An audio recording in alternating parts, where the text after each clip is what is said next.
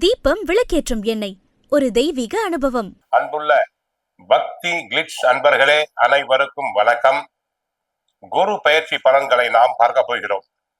குரு பகவான் ஜூன் 2ஆம் தேதி மிதுன ராசியிலிருந்து கடக ராசிக்கு வருகிறார்.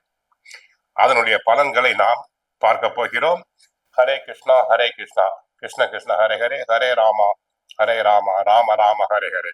ஜூன் 2ஆம் தேதி குரு பகவான் மிதுன ராசியிலிருந்து கடக ராசிக்கு வந்து உச்சமாகிறார். அன்று மேச ராசியின் கிரக நிலைகள்: மேசராசியில் செவ்வாய் இருக்கிறார், ராசிநாதன். 2இல் சூரியன், 3இல் புதன் சுக்கிரன், 4இல் குரு, 5இல் கேது, 9இல் சந்திரன், லாபஸ்தானத்தில் ராகு, விரய ராசியில் 7.5 சனியில் சனி பகவான் விரய ராசியாக இருக்கிறார். குரு பகவான் மேச ராசினருக்கு 12க்கும் 9ஆம் இடத்துக்கும் உரியவர். இந்த நேரத்தில் சனி பகவான் 7.5 சனியில் விரய சனியாக இருக்கிறார். ராகு சாதகம் லாபஸ்தானத்தில் இருக்கிறார். கேது 5இல் இருக்கிறார். ஆரோக்கியத்தை பொறுத்தவரை நன்மை அளிக்கும். ஏற்கனவே நீண்ட நாள் தீராத வியாதிகள் அனைத்தும் தீரும். உடல் ஆரோக்கியம் நன்றாக இருக்கும். குடும்பம், கணவன் மனைவி ஒற்றுமையாக இருப்பர். தங்களுடைய பகையை மறந்து நன்றாக குடும்பத்திற்கு ஒத்துழைப்பு செய்வர். உத்தியோகத்தை பொறுத்தவரை சிறப்பாக பணிபுரிவர். உத்தியோகத்தில் உயர் பதவி இடமாற்றம் உண்டாகும். உயர் அதிகாரிகள் தங்களை மனமாற பாராட்டுவார்கள். அதில் எந்த விதமான சந்தேகம் கிடையாது. கல்வியை பொறுத்தவரை மாணவர்கள் மாணவியர்கள் நன்றாக படிப்பர். போட்டித் தேர்வுகளில் வெற்றி பெறுவர். உயர் கல்விக்காக சிலர் வெளி மாநிலங்கள் வெளிநாடுகளுக்கு சென்று வரலாம். பரிசு பாராட்டுதல்களை பெறுவார்கள். தொழில் வியாபாரத்தை பொறுத்தவரை 7.5 சனி நடப்பதால் பரவாயில்லாமல் இருக்கும். எப்படியோ தொழில் கையை கடிக்காது.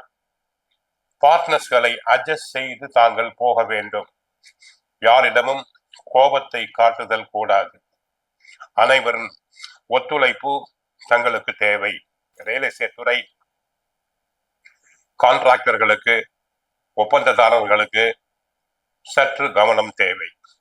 இந்த மாதம் செவ்வாய் பகவான் தங்களுக்கு ஜென்ம ராசியில் ராசிநாதன் சாதகமாகத்தான் இருக்கிறார். இருந்தாலும் உழைப்பு அதிகம். என்றைக்கோ வாங்கி போட்ட இடத்தினை நல்ல விலைக்கு விற்பீர்கள். வீடு கட்ட ஆசைப்படுபவர்கள் தாராளமாக வீடு கட்டலாம். கலைத்துறை அன்பர்களுக்கு, ஆடல் பாடல் நாட்டியத்துறை அன்பர்களுக்கு நல்ல வருமானம் கிடைக்கும். சிலர் கலை நிகழ்ச்சிகளுக்காக வெளி மாநிலங்கள் வெளிநாடுகளுக்கு சென்று வரலாம். அதனால் ஆதாயம் அதிகரிக்கும். இந்த நேரத்தில் குரு அதிசாரமாக சிம்ம ராசிக்கு அக்டோபர் 31ஆம் தேதியிலிருந்து 13/12/26 வரை செல்கிறார். அப்போதும் நன்மைகள் தான். குடும்பம் நன்றாக இருக்கும். பிள்ளைகள் நன்றாக இருப்பர். உடல் ஆரோக்கியம் மேம்படும். தொழில் வியாபாரம் நன்றாக இருக்கும். அனைத்தும் நன்றாக நன்மை பயக்கும். 3ஆம் இடத்திற்கு 4ஆம் இடம் பரவாயில்லை. அடுத்து குரு வக்ரமடைகிறார். டிசம்பர் 13ஆம் தேதி முதல் 13/12/26 முதல் 13/4/27 வரை குரு வக்ரம் அடையும் காலம்தான். தாங்கள் கவனமாக இருத்தல் வேண்டும். உடல் நலனில் கவனம் தேவை.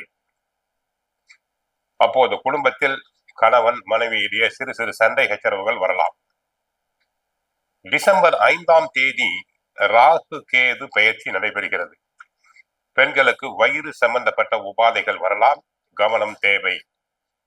எப்படியோ இந்த குரு பெயர்ச்சியில் குரு பகவான் 8ஆம் இடமாகிய ஆயுள் ஸ்தானத்தை பார்க்கிறார்.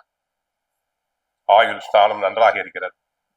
10ஆம் இடமாகிய ஜீவனஸ்தானம் தொழில் ஸ்தானத்தை பார்க்கிறார். நன்றாக இருக்கிறது. விரய ராசியை பார்க்கிறார். 7.5 சனியே குரு பார்ப்பதால், 9ஆம் பார்வையாக பார்ப்பதால் எந்த பிரச்சனை வந்தாலும் அதனை சமாளிக்கக்கூடிய சக்தியினை கொடுப்பார். கோயிலுக்கு சென்றால் குரு தட்சிணாமூர்த்தியை வழிபடுங்கள். தினமும் பகவத்கீதை படியுங்கள். மேஷ ராசியினருக்கு 75 மதிப்பெண்கள் தரப்படுகிறது.